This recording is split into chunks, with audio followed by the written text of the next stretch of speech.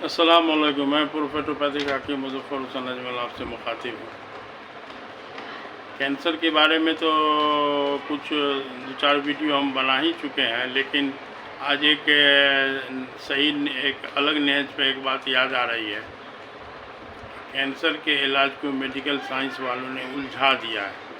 ये बात 100% सही है। इस सेंस में सही है, कैंसर का जितना भी मरीज़ होता है तो फर्स्ट ऑफ ऑल सबसे पहले वो एलोपैथ को ही मौका देता है। एलोपैथ वालों ने कीमोथेरेपी ईजाद किया था। कीमोथेरेपी माने बहुत हाई एंटीबायोटिक, जिसके बारे में यह है कि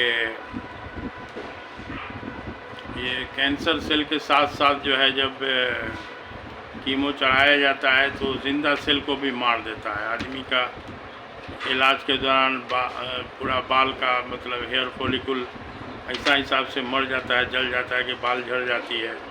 मुंह का टेस्ट बीड ऐसा ज़ुबान का मर जाता है कि आपको मिर्चा और चीनी में कोई फ़र्क नहीं लगेगा।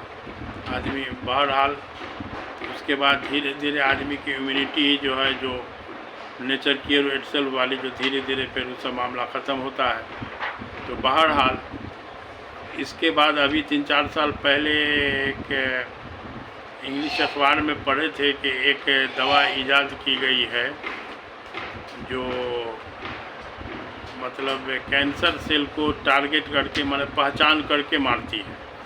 तो चलिए, ये मेडिकल साइंस के नज़दीक बहुत बड़ी उपलब्धि थी कि कैंसर सेल को टारगेट करके कोई दवा उसको मारे तो जिंदा सेल को नहीं मारेगा, बचा रहेगा।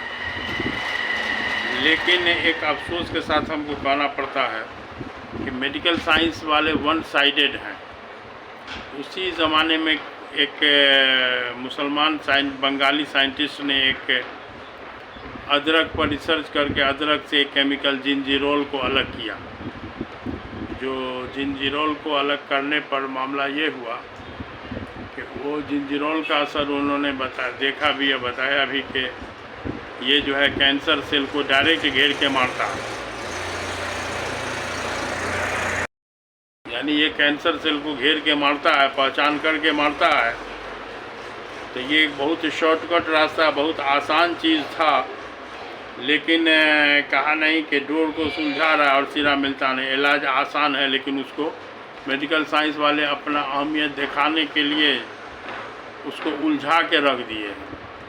तो मसला ये है कि जैसे अदरक हुआ, हल्दी हुआ, गाय का दूध, हल्दी, अदरक, जैतून का तेल, मौसम का कोई भी फल, तो इन सब से इलाज, कैंसर का इलाज बहुत आसान है।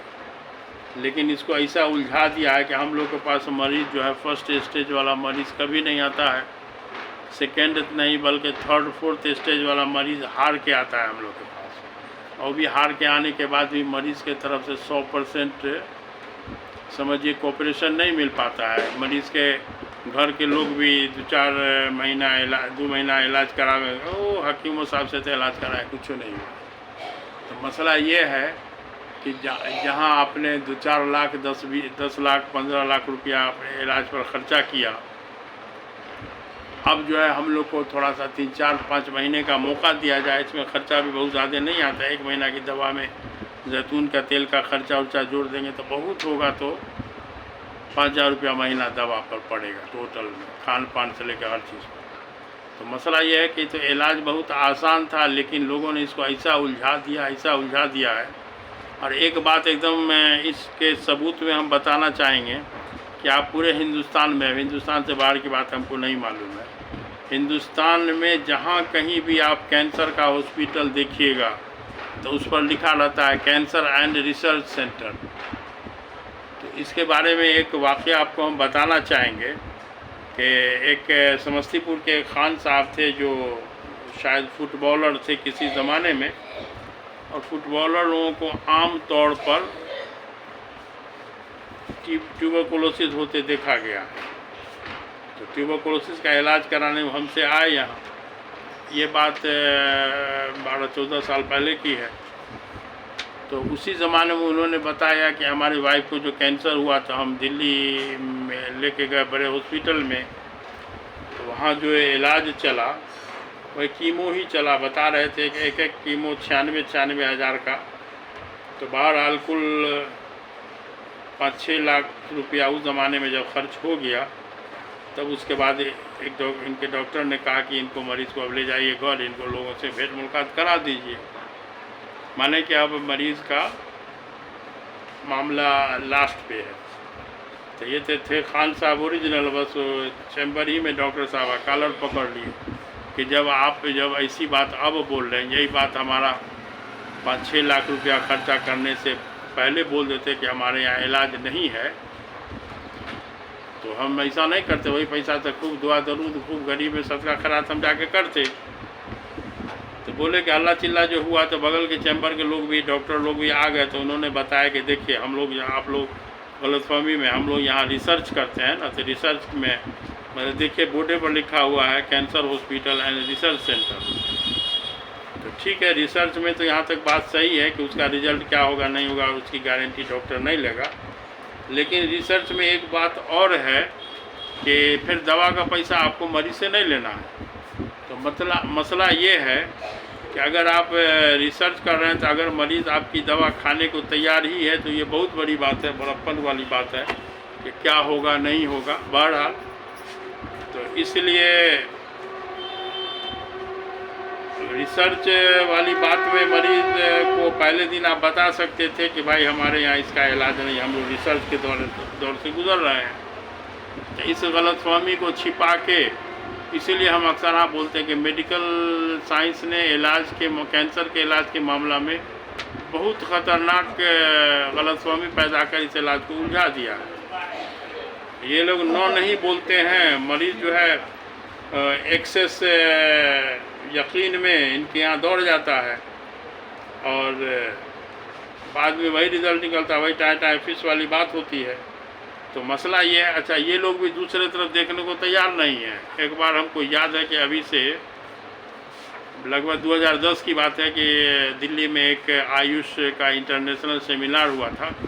तो उस ज़माने की गालिबन प्रेसिडेंट साहिबा श्रीमती प्रतिभा देवी सिंह पाटिल ने उसमें बयान दिया था कि हम लोग का मकसद जो है, डॉक्टरों का मकसद मरीज़ को फ़ायदा पहुंचाना होना चाहिए। इसके लिए हम लोग को अगल बगल के पैथी पर भी नज़र रखनी चाहिए। माने अगल बगल के पैथी से भी फ़ायदेमंद चीज़ सबको लिया जाए। अब हम लोग जो ऑर्थोडॉक्स बने हुए कि नहीं हम नेचुरोपैथी हैं तो नेचुरोपैथी रहेंगे, कोई ये यूनानी है तो यूनानी वाला है, कोई होम्योपैथ है तो होम्योपैथो वाला है, कोई एलोपैथ है। मतलब ये सब कुछ आप हर तरह से आप फुल फ्लेज नहीं है। आपको अगल बगल की पैथी को देखना चाहिए और आप अपने इलाज के मामला में तो अगल बगल पैथी का सहारा लेते ही हैं।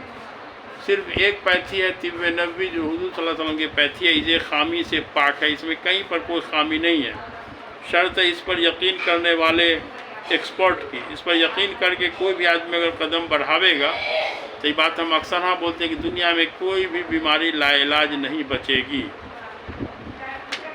और अभी आप देख लीजिए, कुछ दिन पहले आए ना कि रोज़ा के बारे में एक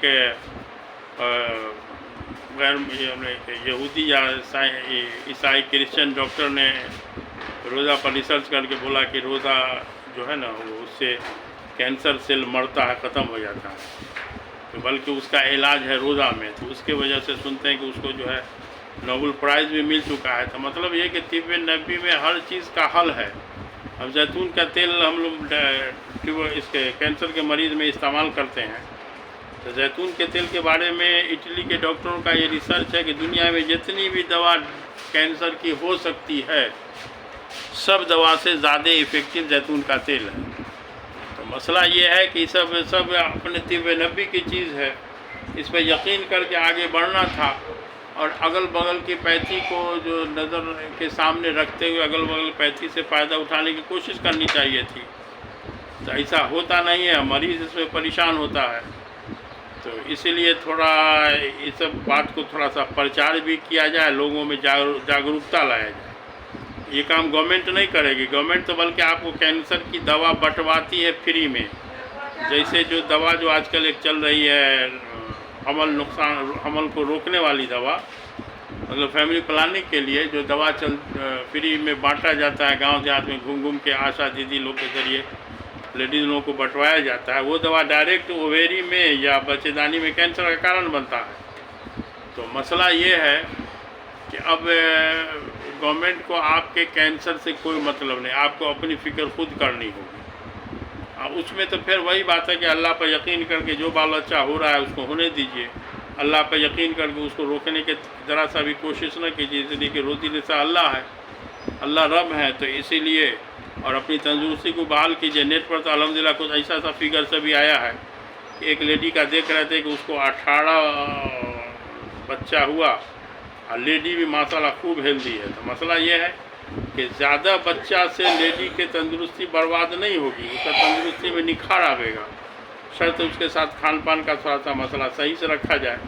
तो बहरहाल कैंसर लाइलाज कभी नहीं है, इसको जो है प्रचार किया जाए और इस पर लोगों को समझाया जाए। इस भी ये वीडियो अगर अच्छा लगे तो उसको सब्सक्राइबर बढ़वाइए। और तो ठीक है, कुछ टॉपिक हो कमेंट में लिखिए तो इंशाल्लाह फिर हम उस तरह का वीडियो बनावेंगे। तो ठीक है, अस्सलाम वालेकुम, खुदा हाफिज़।